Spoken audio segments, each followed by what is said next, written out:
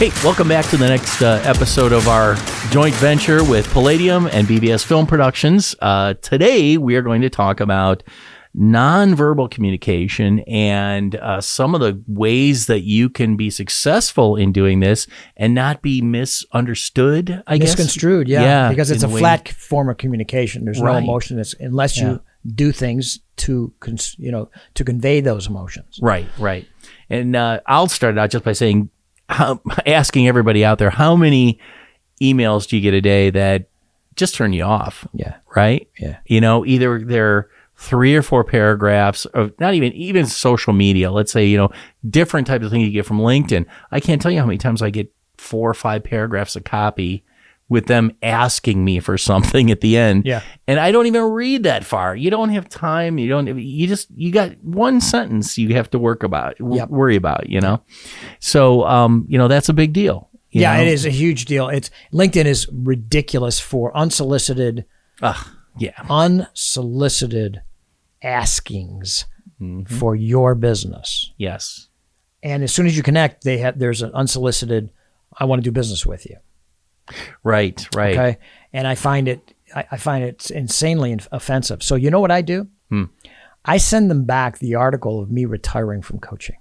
That's interesting. Mm-hmm. So because if you really have any idea of who I am, it's encapsulated in that. I am a person that's going to give, to the community. Now, granted, I did get paid. Okay, well, when you get paid in high school wrestling coach, it's like $1.11 an hour. And plus they should, well, whatever. That said, but at the end of the day, you're going to read this first before I even dare talk to you. Yeah. You know what I mean? So it's kind of like back in their face, but in a very loving way. Right. It's like, do you understand who you're talking to?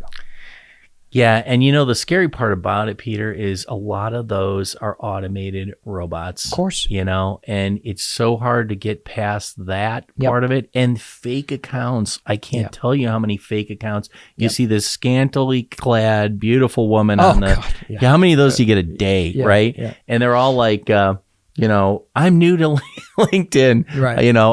You look like a nice person to talk to. Yeah. I don't know what their scam is. I think it might be to get your contact information, eventually your bank account. But, the thing I don't like about that is even if you send it to LinkedIn and tell them it's a fake account, their robots say it's okay. Yeah. I've done that about a dozen times. Well, you just block them. You got to block them. Yeah, but you got to know these little things that to catch these people. Right. And the way is some of the things are like broken English. Yeah. How long they've been on LinkedIn. Sure. If it's been 2 weeks and they have 5 people, yet they're a vice president of, Honeywell. Or Sephora. Yeah. Oh, yeah.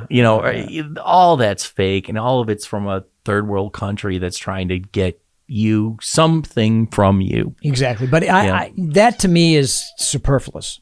The thing that I don't like is the person that is like from Ottumwa, Iowa. Yeah. Who just solicits you for life insurance. Right. You know what I mean? So I think that's bad.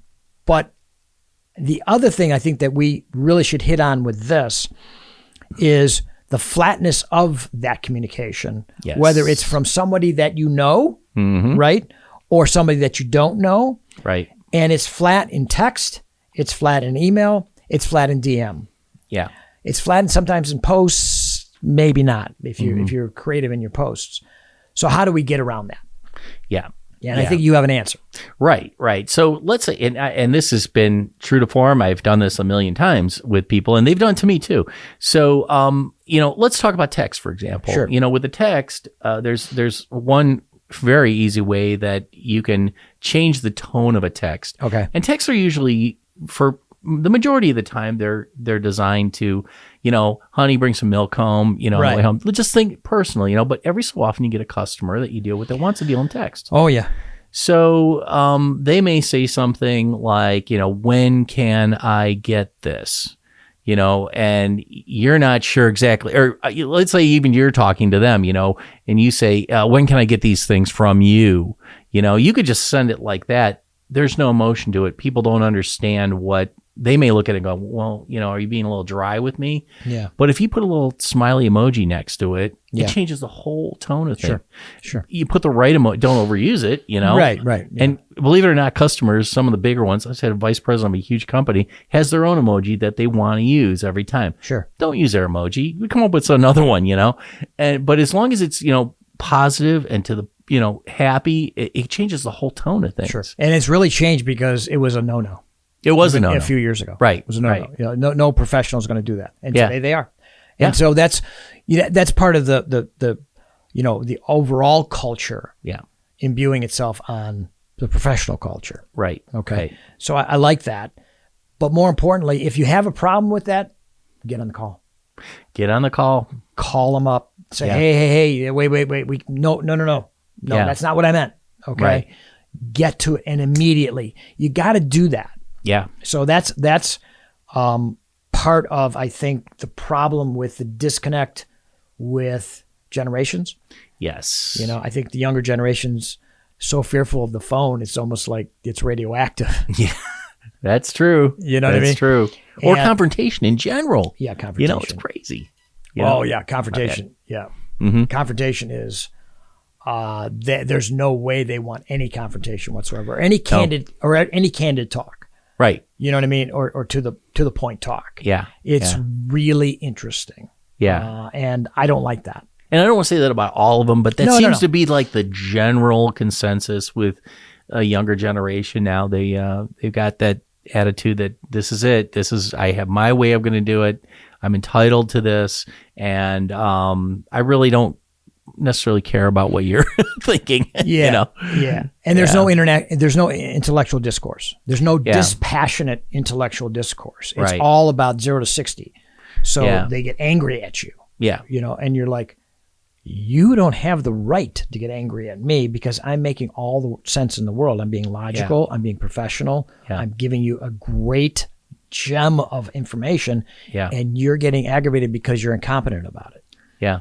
And there's a great book out there. It's called Not Everybody Gets a Trophy. I strongly suggest you pick it up. If you're having a problem with anybody younger in that world, it tells some outstanding stories and outrageous stories about, what actually kids are saying to their bosses. Sure. Exactly. I look at that. I'm like, wait a minute.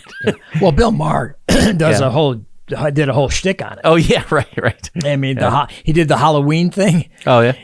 What scares millennials. Oh, and he said, and the biggest scare is the phone. Oh, actually making a phone call. Right. Yeah. And they're screaming. It's kind of funny. Anyhow. Oh, that is funny. Yeah. So I think the solution is that to be empathetic, but also to, stand your ground and say you have to have this as your skill. Otherwise, you're never going to progress. Yeah. And you're not going to be in the 1% because only the 1% are in the 1%. Yeah. But you can make a very good living in the 10% or the 20% if you just up your game a little bit. Yeah, exactly right. Exactly right. So with that, I think the takeaway would be what again? I think up your game. Up your game. Okay. Up your game. Yes. Emails are great. Texts are great. LinkedIn's great. DMs are great. All that. But up your game. Right. Okay. Right. Have the skills to look somebody in the eye, meet somebody, give them a call. Yeah. Talk to them on Zoom or whatever, whatever. Right. But I think have those interpersonal people skills. And get past the fear of it all. Because the fear is what it's all about, which is what our next episode is going to be about after this. Great. All right, great. Have a great day today, everybody, and look forward to talking to you on our next episode. Peace. Peace.